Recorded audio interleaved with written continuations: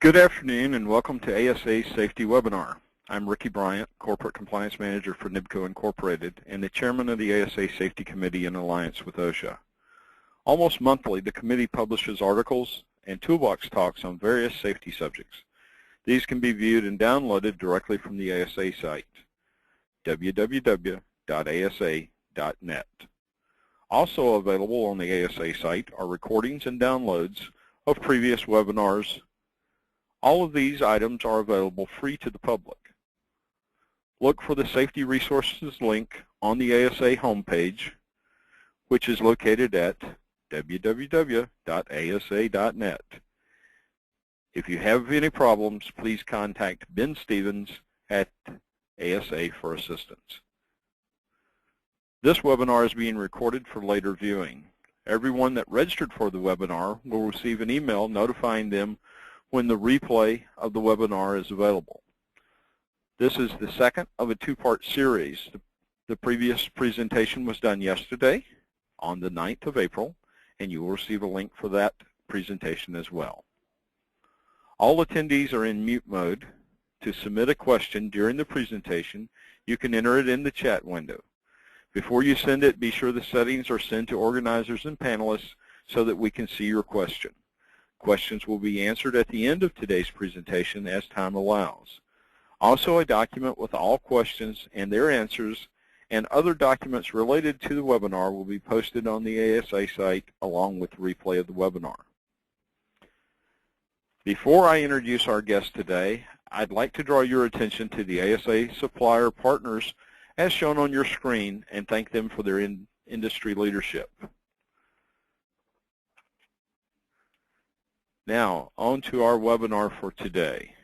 As noted before, this webinar today is the second in a two-part series.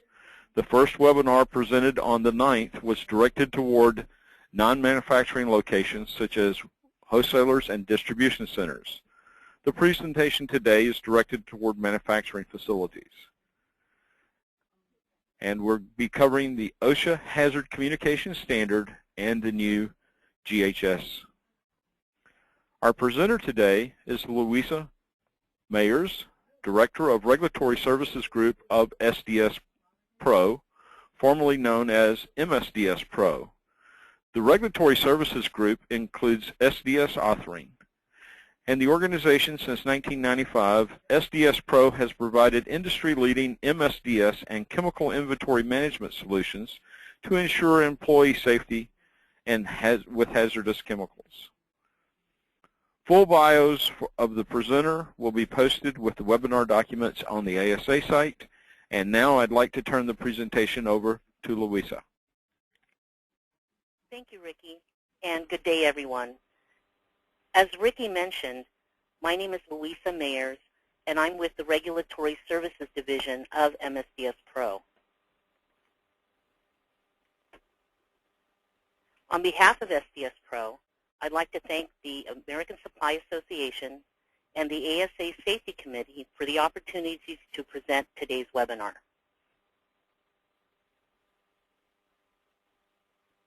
And I'd like to thank you in the audience for sharing part of your business day with us.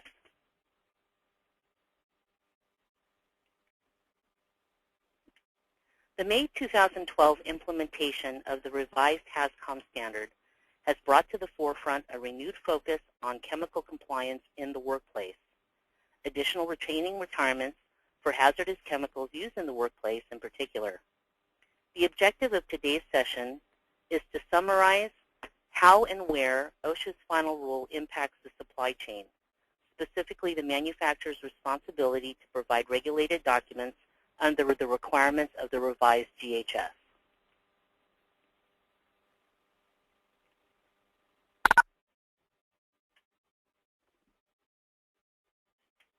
Today's agenda will cover the following topics: a brief backgrounder on the United Nations GHS and the current implementation status of GHS in various countries worldwide, including Canada. The presentation will take you through a high-level overview of HAZCOM 2012. We'll look at labels and SDS format changes, focusing on signal words, pictograms, and hazard statements, as well as precautionary statements. And we'll share tools to help you make an informed decision on whether to author your United States HAZCOM 2012 product SDSs in-house or outsource the SDS and label authoring process and what to consider in the evaluation process.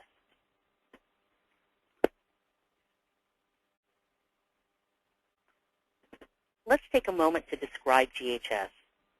GHS stands for the Globally Harmonized System of Classification and Labeling of Chemicals. The United Nations GHS is a system that defines and classifies the hazards of chemical products and communicates health and safety information on labels and safety data sheets, formerly known as material safety data sheets. The goal of the GHS is that the same set of rules for classifying hazards and the same format and content for labels and safety data sheets will be adopted and used around the world. Within the United States and within the GHS classification system, there are three major hazard groups: physical hazards, health hazards, and environmental hazards.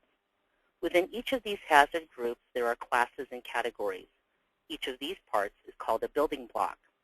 What's harmonized in GHS is that there are specific classes and categories for countries to choose from. What's disharmonized is that each country can determine which building blocks of the GHS system it will use in their different sectors.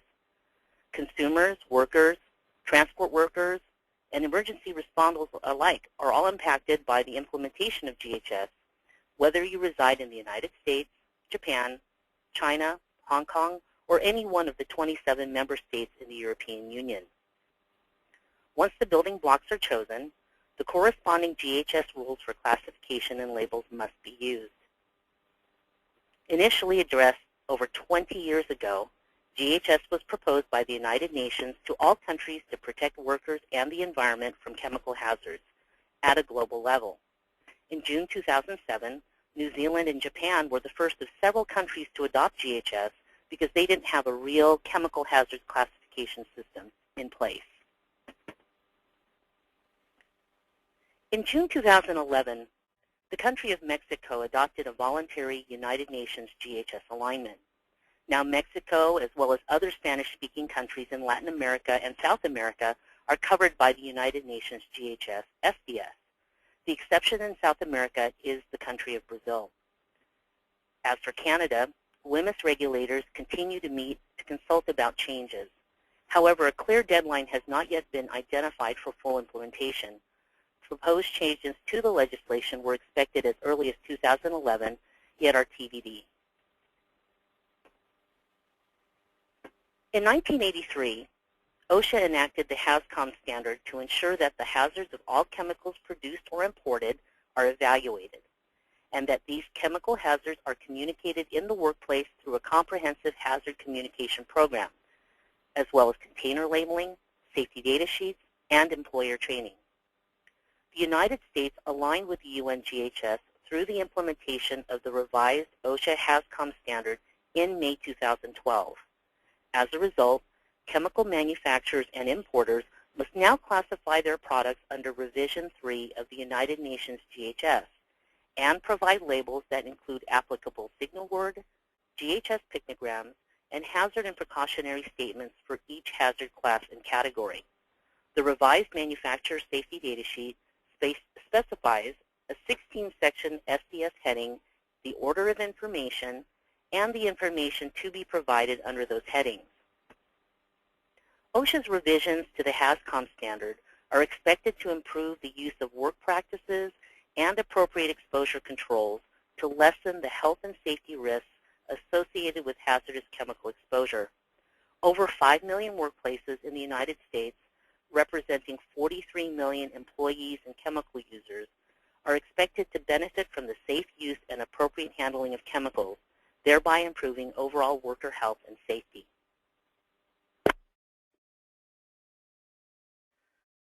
Now, there's no doubt that the GHS has a significant and global impact on the chemical manufacturer's product lifecycle. For research and development, GHS impacts the formulation of new products and potentially reformulations of existing products. As for the impact on marketing, since the manufacturer and downstream employer, for that matter, can no longer presume that a chemical previously considered non-hazardous remains so under HAZCOM 2012, what is the likelihood that the manufacturer's product may now have a different final hazard classification associated with it? How does the new classification impact branding and product marketing? Within the supply chain, what are the import and export challenges associated with product distribution in the United States? How are the documents different? And what is required for shipping? And finally, how do the manufacturer, distributor, and other U.S. employers address GHS training considerations? It's important to note that all employers are responsible for informing and training their workers about the hazards in the workplace, retaining warning labels, and making available safety data sheets for hazardous chemicals. Some companies deal with chemicals in sealed containers, such as in the retail trades, warehousing, truck and marine cargo handling. These employers must assure that labels affixed to incoming containers of hazardous chemicals are kept in place. They must also maintain and provide access to safety data sheets received for these products or obtain these SDSs if requested by an employee. And finally, they must also train their workers on what to do in the event of a spill or leak from a hazardous chemical from a sealed container. With GHS, the MSDS format, now known as the SDS, now specifies a 16-section heading, the order of information, as well as the information to be provided under those headings to comply with the updated HAZCOM standard. For the United States, while OSHA doesn't enforce sections 12 through 15 that require information outside OSHA's jurisdiction, these sections are still required to appear on the safety data sheet to be consistent with the United Nations GHS.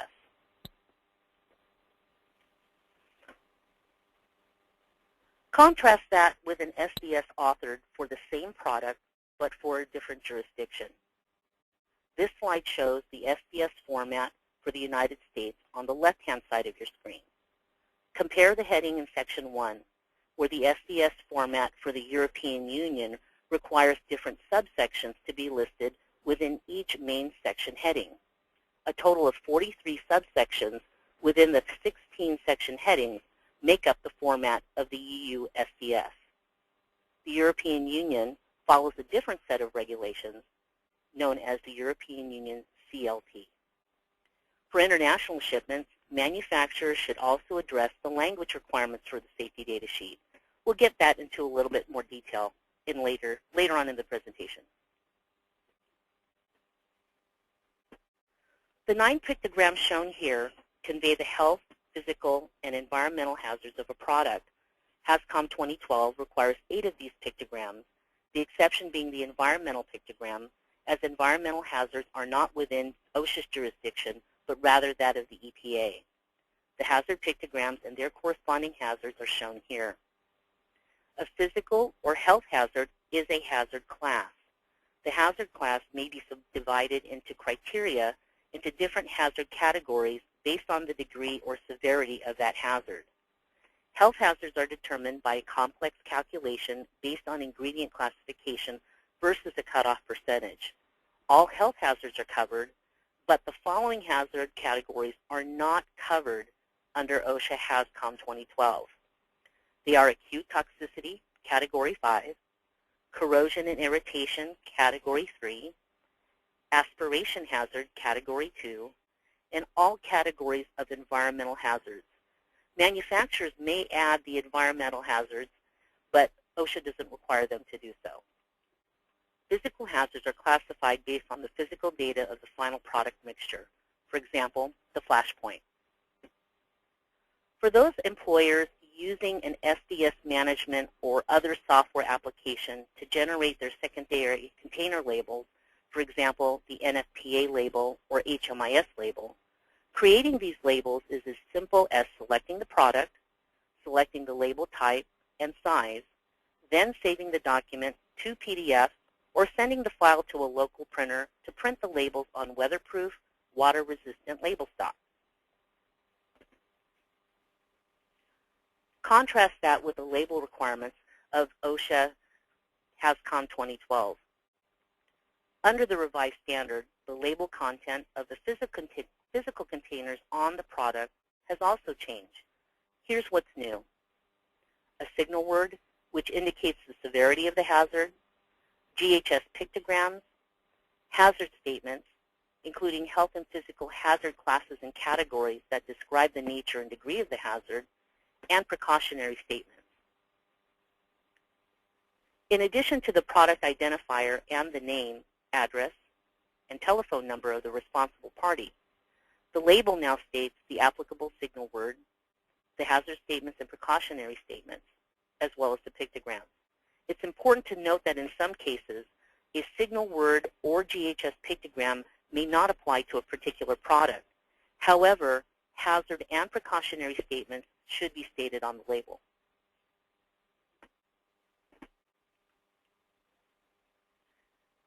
The label examples shown here are taken from OSHA's recently published HAZCOM standard brief on labels and pictograms. They are labels for a substance listing a severe and physical and health hazard. The two labels presented here demonstrate the difference between an OSHA label with GHS pictograms and the DOT label required for transport. When shipping hazardous chemicals within the United States through drums, totes, tanks, and similar packaging, the U.S. DOT requires a DOT label be placed on the outside container. Appendix C 2.3.3 of the HCS states that the corresponding HCS pictogram, the GHS pictogram, should not appear. However, the DOT does not view the GHS pictogram in conflict with the DOT pictogram. In fact, for some international trade, both pictograms, the GHS pictogram and the DOT image, may need to be present on the label. Therefore, OSHA intends to revise C.2.3.3 such that the GHS pictogram may appear with the DOT label. In the meantime, the agency will allow both DOT and GHS pictograms for the same hazard on the label. So, DOT labels may look similar to this one.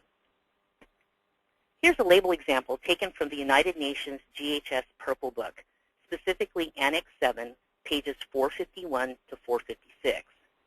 This is a label for outside and inside containers. The guidance regarding this label example is as follows. When transport symbols are shown together with GHS symbols, the transport label is larger so that it can be seen from a distance or in a smoky or obscure environment. Transport labels may be placed on a separate panel of the container. The size of the GHS symbol should be proportional to the size of the text and other label elements. Specifically, the dimension of the GHS symbol should be less than the ones of the transport so that it doesn't cause any confusion. The symbol, signal word, and hazard statement should be located together on the label to enable local authorities to view it clearly. The United Nations GHS governs the contents of labels for chemicals in containers of all sizes. Therefore, when containers are small, for example, 100 milliliters or less, mandatory information shown in the previous slide are obviously reduced. One example that was cited in the Purple Book is that only hazard symbols and hazard statements are mandatory on containers of 100 milliliters or less. As another example, for articles such as pen markers, only the hazard symbols should be shown. The GHS label elements, for example, symbols, hazard and precautionary phrases, would be then stated on the outer packaging, such as a box containing 20 or 50 of the markers. Now on to the SDS. As I mentioned in an earlier slide, the revised safety data sheet format under OSHA HAZCOM 2012 specifies a 16-section SDS heading. It also specifies the order of information and the information to be provided under those headings. OSHA does not enforce those sections in the SDS that require information outside of its jurisdiction.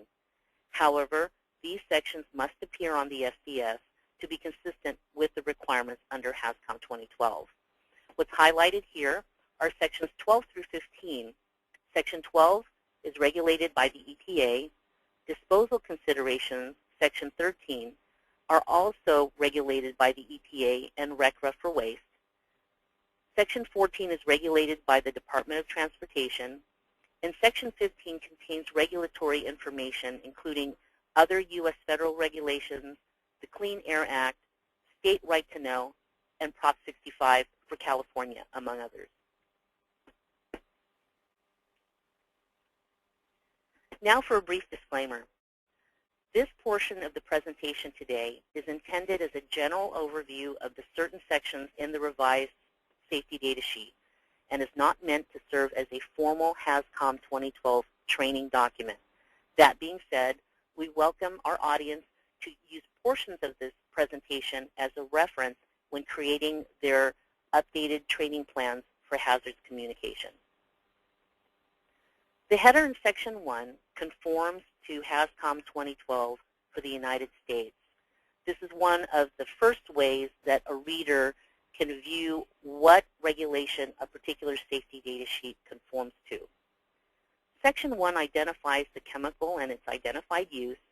It also provides supplier information and required information under the revised standard.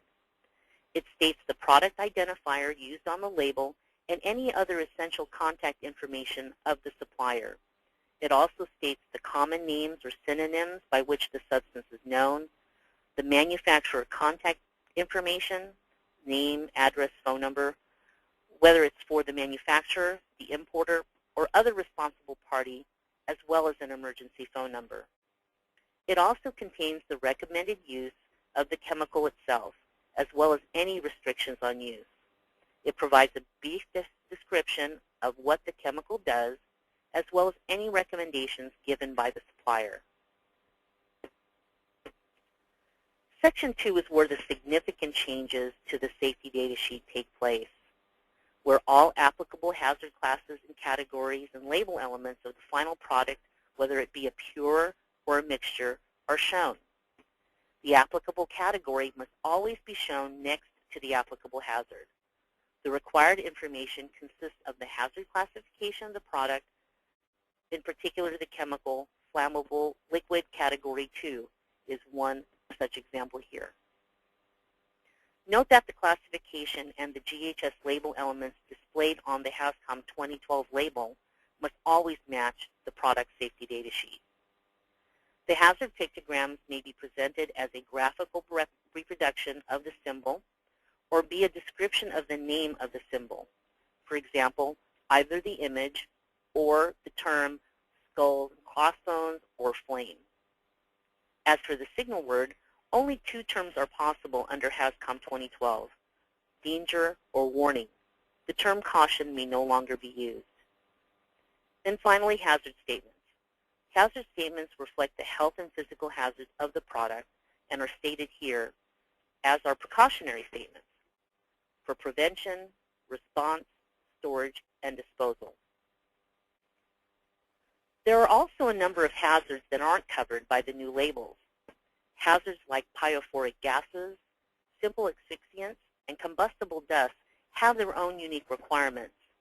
They're considered hazards not otherwise classified and are also stated in Section 2. HNOCs must include information on chemicals with adverse physical or health effects that are identified during the evaluation of scientific evidence, even if the chemicals don't fall under any of the existing hazard classes. Section 3, the composition and information on ingredients, identifies the ingredients contained in the product, including impurities and stabilizing additives. This section also includes information on substances, mixtures, and all chemicals where a trade secret is claimed. For substances, the chemical, the name itself, common name and synonyms, CAS number, and other unique identifiers. Mixtures, the same way, same information as required for substances. the chemical name and its concentration of all the ingredients which are classified as health hazards and are present at their cutoff or concentration limits or present at a health risk below the cutoff or concentration limit. The concentration of each ingredient must be specified, except concentrations may be used in the following situations. If there is a batch-to-batch variation of an ingredient in the product, if the manufacturer safety data sheet applies to a group of substantially similar mixtures. Note that these mixtures must contain the same exact ingredients at levels at which the same final hazard classification applies. Or, in the event of a claim for a trade secret is made, meaning the specific chemical identity and or exact percentage, the concentration of composition, has been withheld as a trade secret. We'll jump to Section 14, Transport Information. Section 14 provides guidance on classification information for shipping and transporting hazardous chemicals by road, air, rail, or sea. The information may include the UN number, the UN proper shipping name, transport hazard classes, packing group number if applicable, based on the degree of the hazard. Section 14 also conveys environmental hazards, such as whether the product is a marine pollutant according to the IMDG code. IMDG stands for the International Maritime Dangerous Goods Code.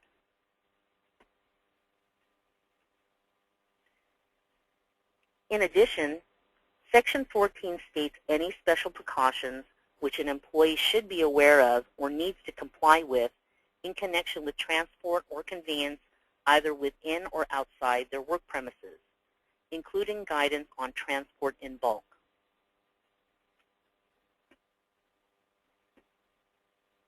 Section 15, Regulatory Information. This section identifies the safety, health, and environmental regulations specific for the product that is not indicated anywhere else on the SDS. The information may include any national and or regional regulatory information of the chemical or mixtures. In this example, TSCA 8A and 8B, Clean Air Act Sections 112, 602, DEA Lists 1 and 2, and SARA 302, 304, 304 reportable quantities, and 311, 312 are listed here.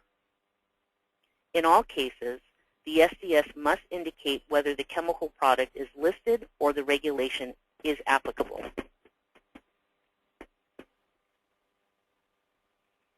In this example, acetone is the ingredient responsible for the SARA 311, 312 fire and immediate acute health hazard.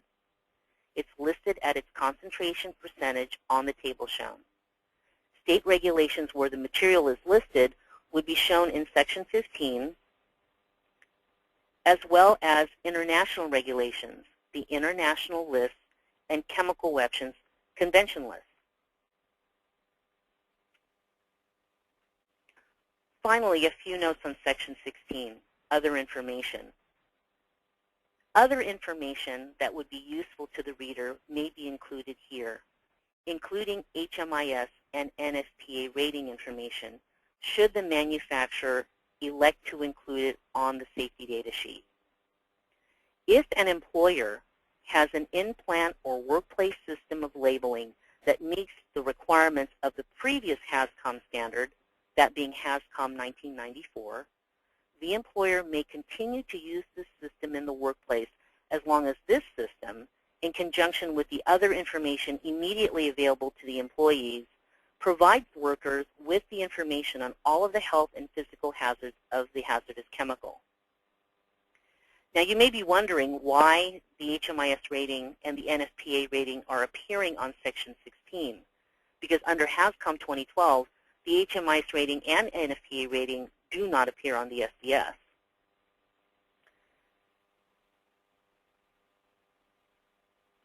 Employers may continue to use these rating systems for their workplace labels, as long as they're consistent with the requirements of the HAZCOM standard, and the employees, through their training, are fully aware of the hazards of the chemicals used. Per OSHA, employers may choose to label workplace containers either with the same label that would be on the shipped container for the chemical under the revised rule, or with label alternatives that meet the requirements for the standard. All to say that training of your employees and chemical users on these hazardous chemicals has become even more important than before, especially as we're looking to transition from the former standard to the new standard in terms of workplace labeling.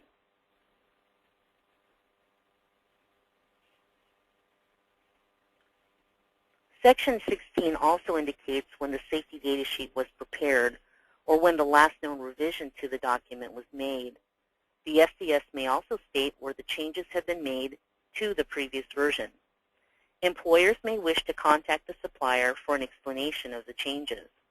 Other useful information may also be found here, including the key to the abbreviations.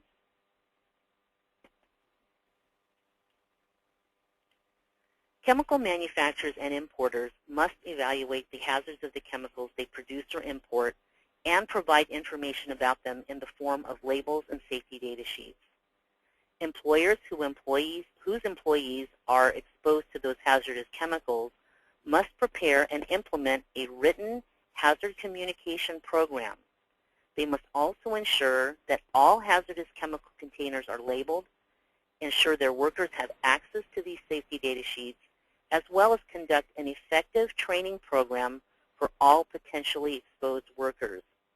Note the term workers is not just limited to your employees, but chemical users who can come in contact with the product, as well as first responders.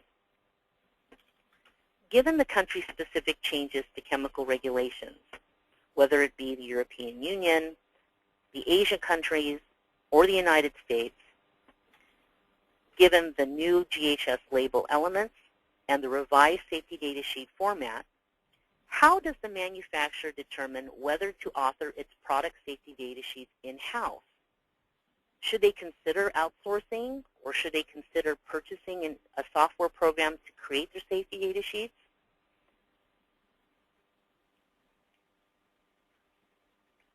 Given that the maximum deadline for complying with HAZCOM 2012 is June 2015, it's just a little over 2 years away.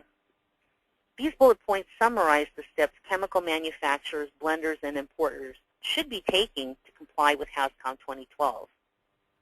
As a manufacturer, ask yourself this question. Are you conducting a chemical inventory to identify what your active products are in the workplace? Have you classified the individual substances under GHS, specifically OSHA HAZCOM 2012, or any other GHS for international shipments, so that you can ensure the correct classification for your mixtures? Have you been able to provide the GHS classification throughout your supply chain? For your consideration, some of our webinar attendees today aren't chemical manufacturers. They're not blenders. Rather, they have R&D environments where their chemists and other R&D personnel create formulations for in-house use. Perhaps there are byproducts or perhaps intermediates created during the manufacturing process. Guess what? You need a safety data sheet for that. Other folks attending our webinar today are finished goods and article manufacturers who ship their products throughout the global marketplace. You guessed it. For European Union shipments, article manufacturers need to provide documentation along the lines of an SDS for articles to confirm the nature and safety of their finished good used in the European workplace. To properly classify a product, suppliers should obtain a copy of the GHS criteria for the countries in which they ship their products. They should identify the relevant hazard data for their ingredients and final finished product. They should be able to review the data in light of the classification criteria to determine the appropriate hazard classes and categories. Note that there is specific guidance for classifying the health and environmental hazards of mixtures versus substances. And then document that rationale and provide information for future reference. Should I author safety data sheets in-house, or should I outsource that process? To answer that question, let's address the following. Manufacturers and importers should ask themselves how their regulatory strategy supports the deployment of GHS in their workplace. They should ask whether they can access the official GHS classifications for these substances, as well as the classifications, labels, safety data sheet text, and phrases for the country-specific safety data sheets. Next steps that they should take, again, confirm the substances and mixtures, take an opportunity to conduct an inventory and clean up your storage rooms to get rid of quote-unquote nasty products that aren't applicable for use anymore within your workplace, and potentially evaluate greener replacement chemicals in the final formulation.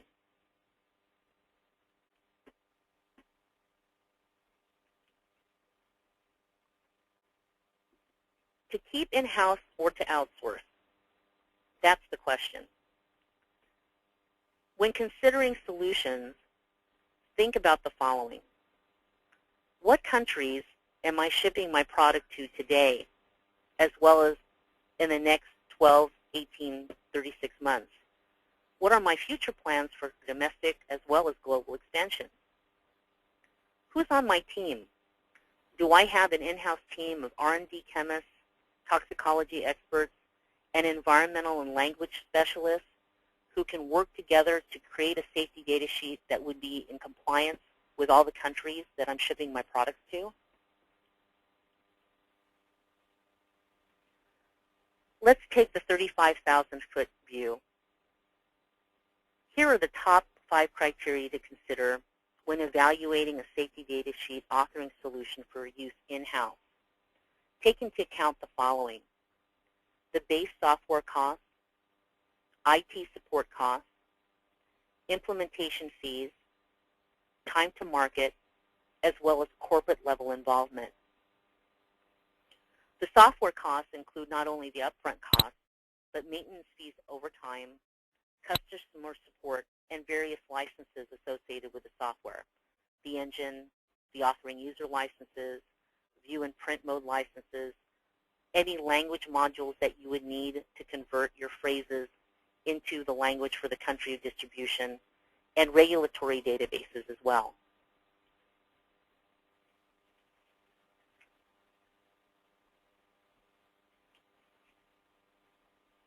IT support costs and implementation fees, and ongoing training of personnel involved with the authoring safety data sheets are among many criteria to address as well. How do the software evaluation, purchase, installation, and training process impact the manufacturer's desired time frame to reauthor its SDSs?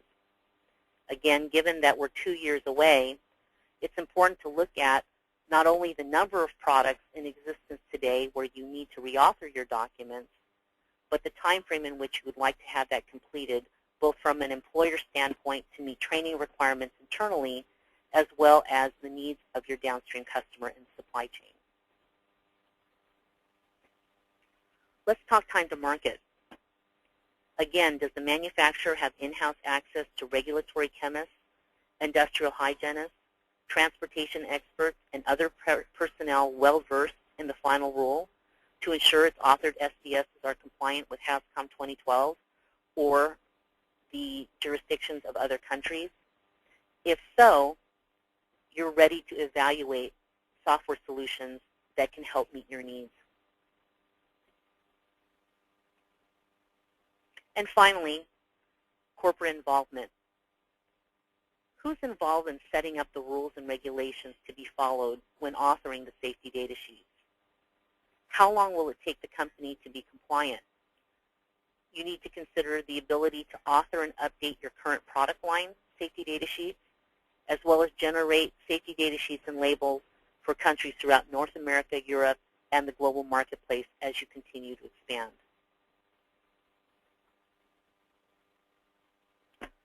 What about outsourcing? Is that an option for your organization? Here are the top 5 criteria to consider. Again, it's a 5-point checklist at a very high level. Consider your expansion into the growing marketplace. Outsourcing may work if internally you have a limited number of EHS staff to perform authoring and QC roles. There may not be as much regulatory knowledge as you would have liked in-house to author the safety data sheets in-house. And because of calculations and growing regulatory complexities, outsourcing may be an option as well, not to mention new regulations and changes to existing regulations.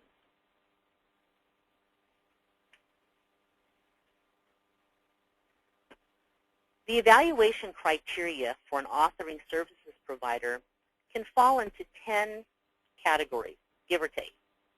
These criteria, including GHS knowledge, updated regulatory sources, format customization, and product grouping, all work together to determine whether outsourcing is an option for you. With regards to GHS knowledge and dedicated software tools, does the authoring services provider have the ability to author GHS country-specific safety data sheets? What type of application does your authoring services provider use to create safety data sheets and labels? What type of software tools and databases, as well as language modules, do they use to ensure that these documents are compliant with the regulations for the country where your products are shipped? The criteria for updated data source and GHS-ready professionals is equally important. You'll want to ask whether the data they provide is current. How current? How often they get regulatory updates to ensure that your SDSs, when they're authored and perhaps re-authored or updated in the future, meet the then current regulatory requirements for those countries. How do they obtain the newest data on ecotoxicity, the new GHS classification parameters, as well as properties? What is their infrastructure and their standard operating procedure for authoring the safety data sheets? Once the safety data sheets are authored, how do you manage them? How do you track them? How do you know when an update may be available? Does your authoring services provider have the ability to review and reissue those documents on a regularly scheduled basis? How do they work with you as a manufacturer, and then you in turn with your downstream customers, to ensure that these safety data sheets are updated and distributed on a regularly scheduled basis? Regarding format customization, it's no longer a Word document. Branding is really key, especially now with the changes in the marketplace. Do your safety data sheets and do your labels reflect your company image? Are they written in a standardized format which meets the requirements of the country of distribution for that given market? How and where is this information applicable, given the format stated in the regulation?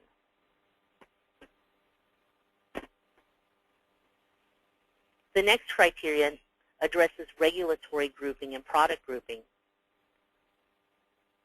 For regulatory grouping, is your provider in a position to share where possible countries may be grouped onto the same safety data sheet, understanding that you want to avoid any potential for confusion? One example is the United States and Mexico, where it is possible to combine both of those jurisdictions onto the same safety data sheet and provide that single document in both the English language as well as Spanish for our Spanish readers. What may be in question are other jurisdictions which may state different classifications or disclose different ingredients or state different OELs for the ingredients as well as their concentration level in the product. That's where the confusion can come in.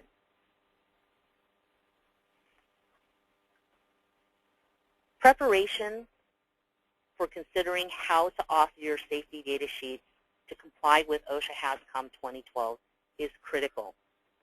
Making an informed decision on your GHS, SDS, and label authoring solution is dependent upon the 5 factors above. You need to be able to identify those finished products, those products that are currently distributed in your global marketplace, and address the required language translations for those safety data sheets. You need to be in a position as a manufacturer or an importer to be able to confirm the composition of each finished product, including the substances that make up that finished product. In addition, you should be in a position to educate your in-house experts who are involved in the safety data sheet and authoring process. For example, your industrial hygienists, regulatory chemists, toxicologists, transport experts, and environmental health and safety. You should also be able to build the GHS Substance Library and mixture classifications for your active finished products and ensure the availability of this regulated information.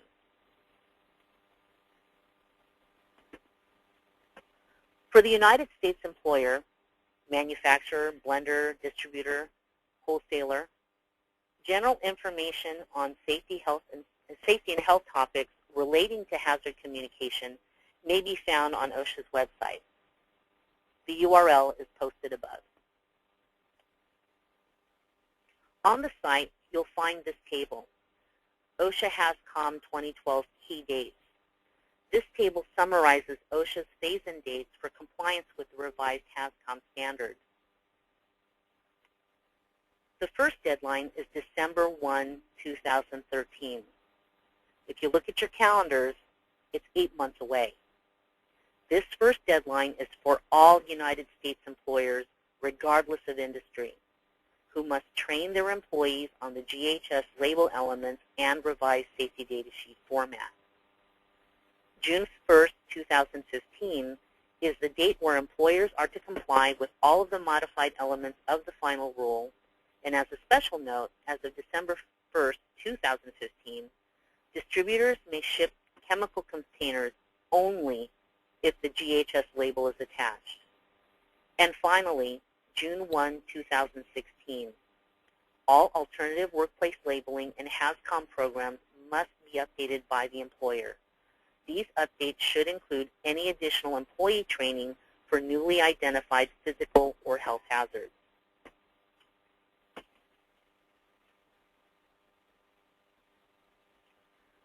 Also available on OSHA's website are these resources.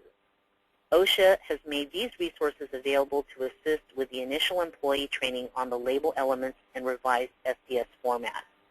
They include OSHA briefs on the safety data sheet itself, as well as a new one on labels and pictograms.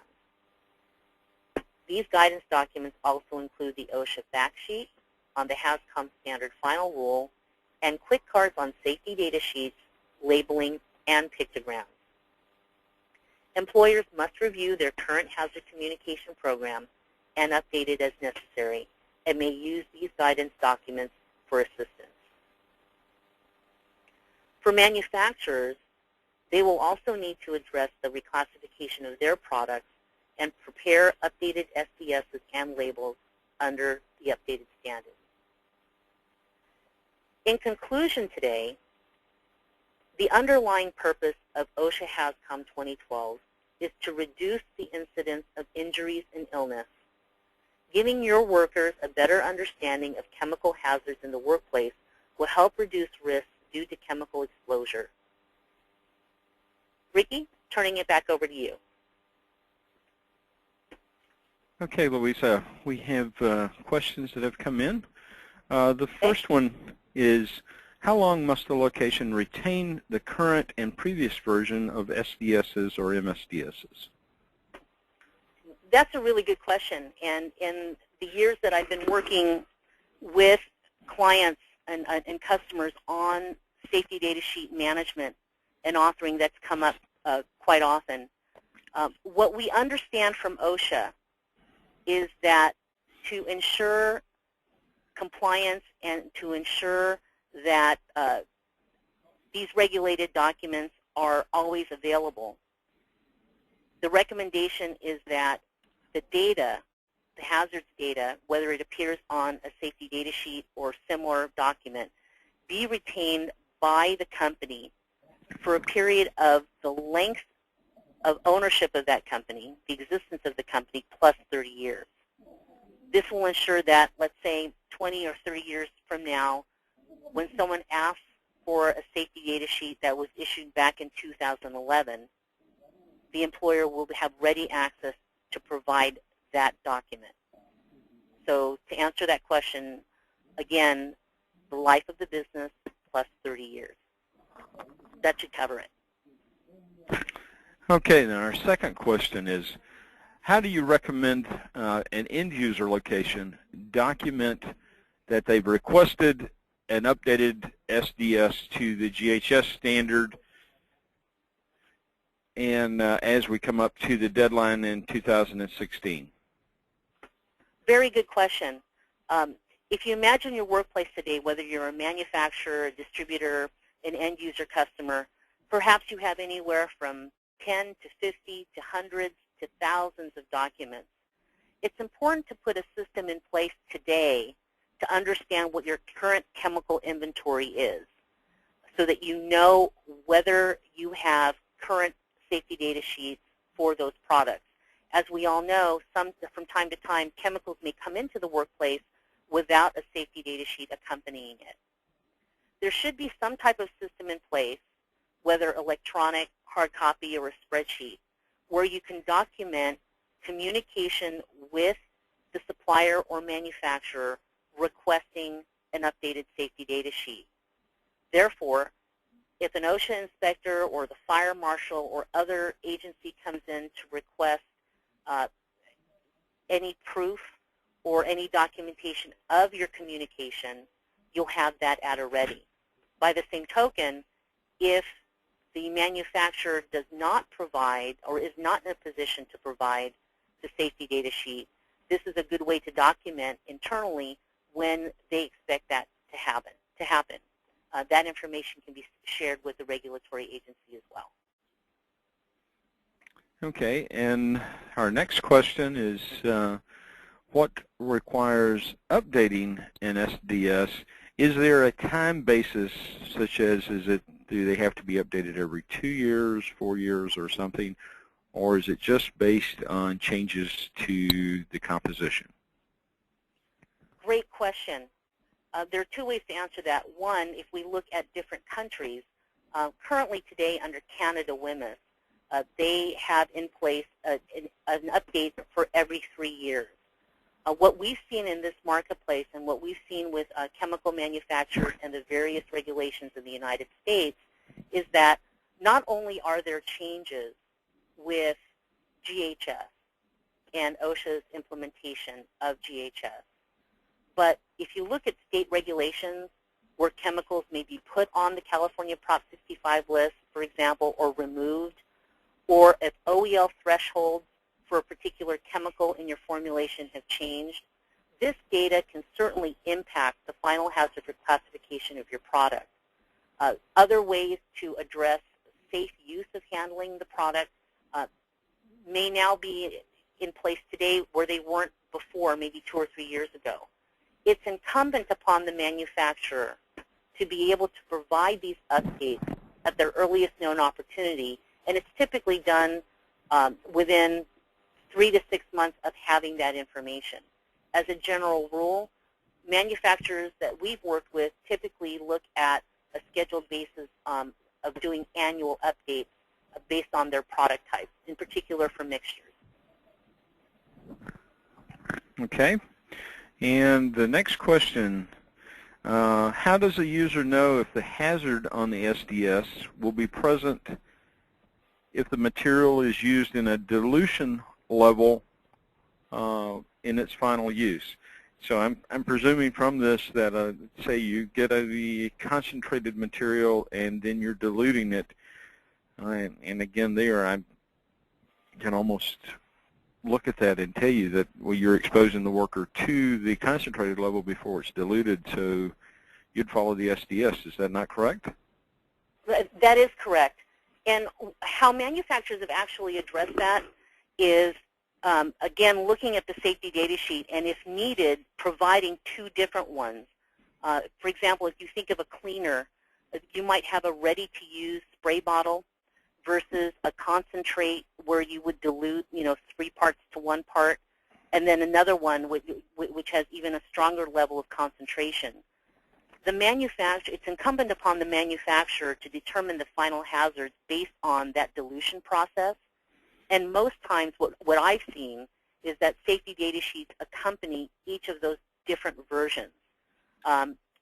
In lieu of that, if information is provided on the safety data sheet or an accompanying insert, it would also share details such as hazards. But the manufacturer would do well to do that testing internally to determine whether those same hazards apply at both the concentrated and diluted level. Okay. Now, I know I'd be happy to take that additional question offline as well. Okay. The next question, I know we covered it in the presentation, but review again with us secondary container labeling. What are the requirements on secondary container labeling?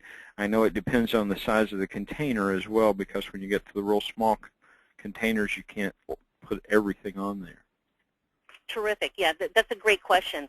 As I mentioned before, employers still have the opportunity to use NFPA and HMIS labels in the workplace as long as their employees have access to all of the hazards information on the product.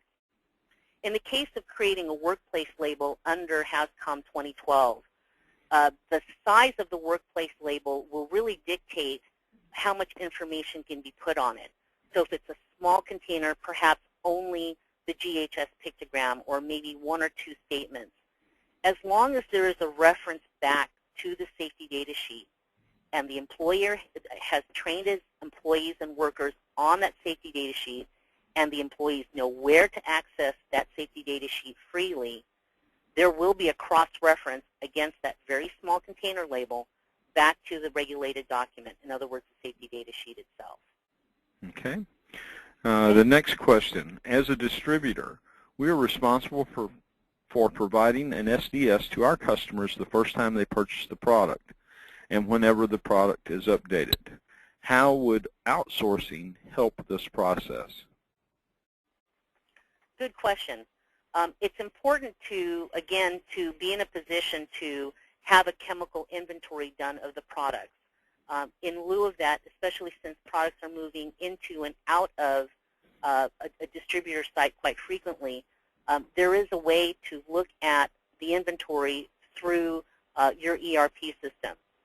When outsourcing this, there is the ability to conduct an on-site chemical inventory and then have that chemical inventory team work with a services organization to communicate directly with the manufacturer to obtain updated safety data sheets, both at the initial point as well as, if needed, on a regular basis, for example, every year. Okay. The next question. We have a mixture of private branded products which we author the SDS with manufacturer's assistance and vendor branded SDS. Can outsourcing handle both of these issues for a distributor? The short answer is yes. The most important information that an outsourced authoring services team would need would be the complete formulation of that product as well as the country and language where it's needed. Any available physical and chemical data would be valuable as well. In an outsourcing environment, collaboration is really key to understand what is needed from the manufacturer in order to author a proper safety data sheet and take into account the fact that not only is the manufacturer writing that safety data sheet under its own brand, but also for custom customers, in other words, derivatives or private labeling. Okay, we've got one last question that we'll handle today, and if we get any other questions, we will add those to the document. The last question is there a specific format to record the training for employees? And I'll take the first part of that, Louisa. There's no specific format that you have to put the training and records for the training in, but OSHA does want you to do testing to show that the employees understood the material. So you will need, it's highly recommended that you do some type of testing that shows they have comprehension of the material that you present them in training. You have any input on that, Louisa? Yeah, yes, actually, although the key dates and the phase-in table says that employees must be trained on the label elements and safety data sheet format, what we'd also recommend is that there is a solid overview and understanding of what those pictograms really mean, and the employer provides some training, some detailed training on the different sections of the safety data sheet. This is, of course, in conjunction with their existing chemical hazards training program, especially when you're comparing a former version of the safety data sheet to the new one. That would be really key. And then having an opportunity for sign-off.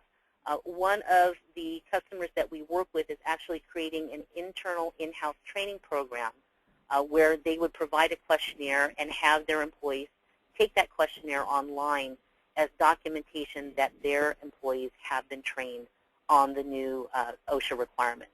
So that might be something for others to consider as well.